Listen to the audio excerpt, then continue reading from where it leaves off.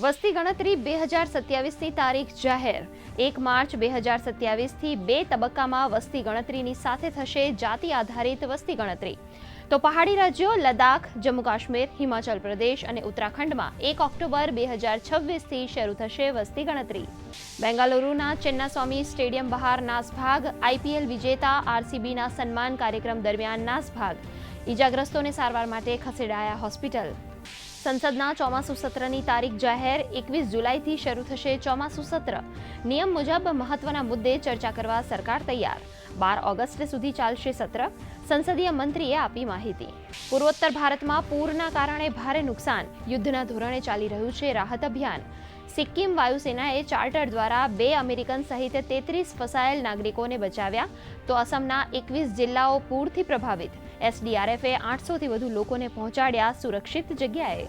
છેલ્લા 24 કલાકમાં રાજ્યના 59 તાલુકાઓમાં વરસાદ। દક્ષિણ ગુજરાત પર અપર એર સાયક્લોનિક સર્ક્યુલેશનના કારણે આગામી 7 દિવસ ભારે વરસાદની આગાહી। આજે કચ્છ, સૌરાષ્ટ્ર, સાબરકાંઠા, ગાંધીનગર, અમદાવાદ, પંચમહાલમાં હળવાથી મધ્યમ વરસાદની સંભાવના। પ્લાસ્ટિક પ્રદૂષણનો અંત અભિયાનમાં રાષ્ટ્રીય સ્તરે ગુજરાત અગ્રેસર। ગણતરીના દિવસોમાં 14,505 ટનથી વધુ પ્લાસ્ટિક કચરો કર્યો એકત્ર।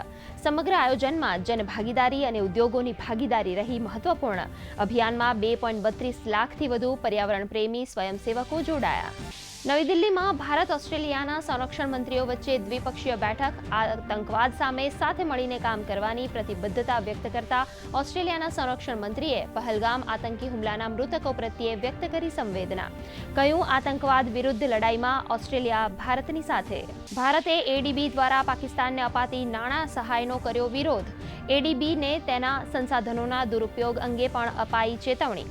3 જૂને એશિયન ડેવલપમેન્ટ બેંકે પાકિસ્તાન માટે $800 મિલિયન કાર્યક્રમને આપી હતી મંજૂરી। અંતિમ તબક્કામાં પહોંચ્યું ઓપરેશન સિંદૂર આઉટરીચ મિશન। શિવસેના સાંસદ શ્રીકાંત શિંદેએ કહ્યું, દરેક દેશોએ પાકિસ્તાન પ્રાયોજિત આતંકવાદની કરી નિંદા।